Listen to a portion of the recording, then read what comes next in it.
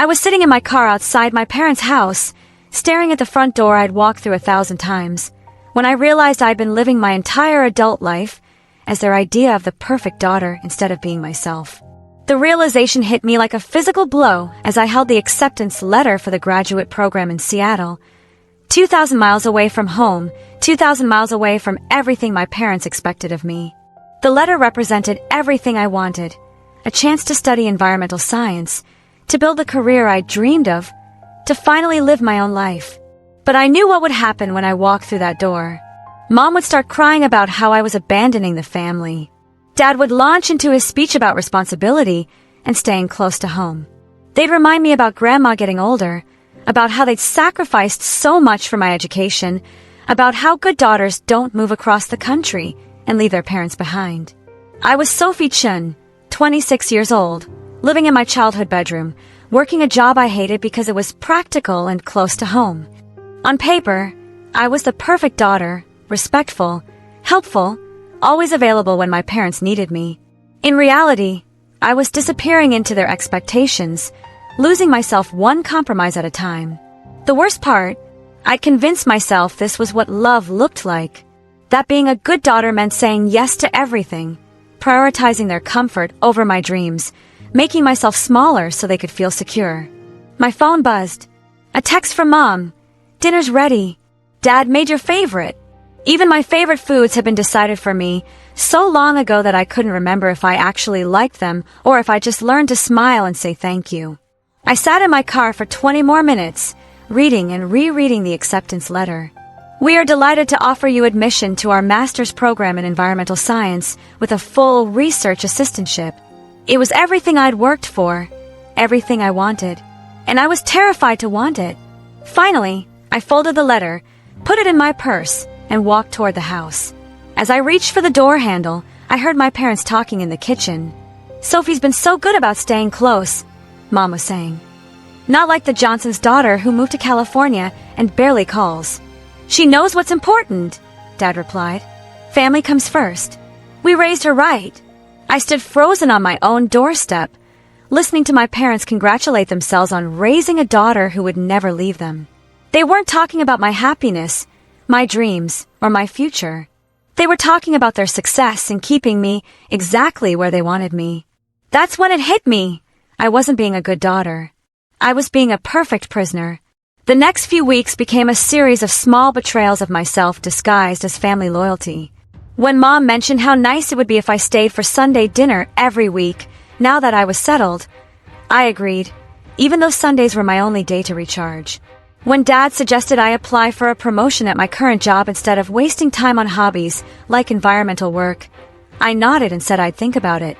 I started hiding parts of my life from them. The hiking group I joined, the environmental volunteer work that made me feel alive, the friends who encouraged me to pursue my dreams. I learned to edit my stories, to make my life sound more acceptable, more in line with what they wanted to hear. The breaking point came when Mom started talking about weddings. Her friend's daughter had just gotten engaged, and suddenly every conversation became about when I would settle down and give them grandchildren. "You're not getting any younger," she said over dinner one night.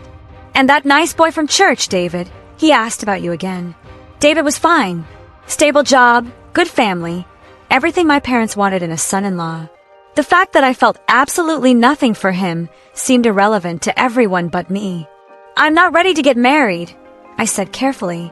"When will you be ready?" Dad asked. "You're 26. Most girls your age are already settled. I want to focus on my career first." "What career?" Mom laughed. "You have a good job. Marriage and family. That's a woman's real career." I felt something crack inside my chest. In their minds, I wasn't a person with my own dreams and ambitions. I was a daughter whose purpose was to make them proud by following their script for my life. That night, I pulled out the acceptance letter I'd been hiding in my desk drawer. The deadline to respond was in 2 weeks. 2 weeks to decide between their dreams for me and my dreams for myself. I tried to imagine telling them. The guilt trip about abandoning family. The tears about how they'd sacrificed everything for me only to have me throw it away. The disappointment that would follow me across the country and probably for the rest of my life. But I also tried to imagine staying, working a job that drained my soul dating men I didn't love, living a life that looked perfect from the outside but felt empty from the inside. Being the good daughter until I disappeared completely. The choice was killing me because there seemed to be no middle ground. Either I was a loving daughter who sacrificed her dreams, or I was a selfish daughter who abandoned her family. Either I pleased them or I pleased myself, but never both. I think I'm suffocating in my own family, I confessed to my best friend Laura over coffee. And I feel terrible for even saying that. Laura, who'd moved to New York after college despite her parents' protests, looked at me thoughtfully. What does being a good daughter mean to you? I launched into my usual explanation, being respectful, staying close, making them proud, putting family first. But even as I said it, the words felt hollow. Sophie, that sounds like a job description, not a relationship. What about being their daughter makes you happy? I stared at her, realizing I couldn't answer. When was the last time I'd felt genuinely happy in my relationship with my parents, rather than just relieved that I was meeting their expectations? That's how I found myself in Dr. Maria Santos's office, a family psychologist who specialized in adult child-parent relationships. I'd found her through a late-night Google search, How to Be a Good Daughter Without Losing Yourself. Dr. Santos was warm and direct, with the kind of presence that made you feel safe to tell the truth. Her office had photos of diverse families, books about healthy boundaries, and an overall sense that complicated family dynamics were normal, not shameful. Tell me about being a daughter, she said simply. I launched into my rehearsed story about loving my parents, wanting to make them proud, feeling torn between my dreams and my family responsibilities. Sophie, Dr. Santos interrupted gently, you're describing duty, not daughterhood. What does being their daughter mean to you? The question caught me completely off guard. I want them to be proud of me. I want them to be happy. That's beautiful. But what about your own happiness? What about being proud of yourself? I felt tears start to form. Isn't that selfish? Dr. Santos leaned forward. I've been studying parent-adult-child relationships for 16 years, and I see this pattern constantly with daughters, especially those from traditional families. You've fallen into what we call the sacrifice model of daughterhood. She explained research from Yale University that had followed 3,100 parent-adult-child relationships over 10 years. The families who reported the strongest, happiest relationships weren't the ones where the adult children sacrificed their dreams for their parents' comfort. They were the ones where both generations respected each other's autonomy while maintaining emotional connection. But don't good daughters put family first? There's a crucial difference between putting family first and putting yourself last. Between honoring your parents and erasing yourself. Between being respectful and being compliant. Dr. Santos pulled out a research summary. Many adult daughters operate from what we call the sacrifice model. They believe love means giving up their own needs and dreams to meet their parents' expectations. But the research shows that healthy families operate from the mutual respect model, where love includes supporting each other's individual growth and happiness. My stomach dropped as I recognized myself completely. I've been sacrificing myself thinking it was love. The sacrifice model creates resentful daughters and controlling parents. You're constantly managing your parents' emotions and expectations while neglecting your own needs, and they become dependent on your compliance for their sense of security. But if I pursue my dreams, won't I hurt them? Dr. Santos smiled sadly. Here's what the Yale study found. Parents of adult children who pursued their own goals and maintained healthy boundaries reported higher long-term satisfaction with their relationships than parents whose children sacrificed their dreams to stay close. She continued, healthy parents want their children to be happy and fulfilled, even if that means some temporary discomfort or adjustment. Unhealthy family systems require sacrifice and compliance to maintain the illusion of closeness. I thought about all the ways I'd made myself smaller, all the dreams I'd set aside, all the parts of myself I'd hidden to keep the peace. I've been enabling their need to control me by calling it love. And how is that working for your family? Not well, obviously. I was miserable. They were constantly worried about my choices, and none of us were growing or thriving. Changing 26 years of people-pleasing patterns felt like learning to breathe differently, necessary but terrifyingly unfamiliar. My first attempt was small but terrifying. Instead of automatically agreeing to Sunday dinner, I said, I can't make it this week. I have plans with friends. The silence on the phone was deafening. What plans? Mom asked, her voice sharp with disapproval. Just plans. I'll see you next week. It felt revolutionary and awful at the same time. I'd never not explained myself, never not justified my choices, never not put their comfort first. But breaking the sacrifice habit was harder than I'd expected. When Dad expressed disappointment that I was becoming distant, my instinct was to overcompensate by canceling my plans and rushing over. When Mom mentioned how worried they were about me changing, I wanted to reassure them by reverting to my old compliant self. Instead, I held my boundaries and sat with their discomfort and my own guilt. The real test came when I finally decided to tell them about the graduate program. I'd been accepted, I wanted to go, and I was tired of living my life in secret.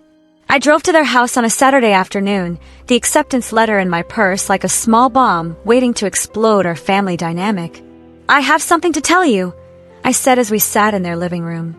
They looked immediately worried, probably expecting news about a boyfriend or a job change, something within their acceptable range of my life choices. I applied to graduate school, I said, for environmental science. And I got accepted. That's wonderful, Mom said, before catching herself. Where? University of Washington. In Seattle. The silence that followed was exactly what I'd expected and everything I'd feared. Seattle, Dad repeated slowly. That's across the country. It's a full scholarship with a research assistantship. It's everything I've wanted to study. But what about your job here? Mom asked. What about us? And there it was, the choice I'd been dreading. Choose them or choose myself. But Dr. Santos had prepared me for this moment. I love you both, and this isn't about choosing between you and my dreams. This is about becoming the person I'm meant to be, and I hope you can support that. But we need you here, Mom said, tears starting. Who's going to help with Grandma? Who's going to be here for family dinners? You'll figure it out, I said as gently as I could. And I'll visit, and we'll talk all the time. But I can't build my life around your need for me to stay the same. The conversation that followed was painful but necessary. They were hurt, disappointed, scared. They accused me of being selfish, of abandoning them, of throwing away everything they'd given me.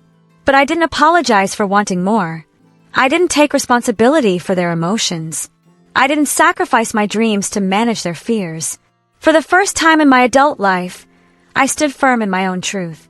A year later, calling my parents from my apartment in Seattle, our relationship looked completely different. Not perfect, we still had moments of tension, still had to navigate their adjustment to my independence. But we'd learned to love each other without me disappearing in the process. The change hadn't happened overnight. The first few months were difficult.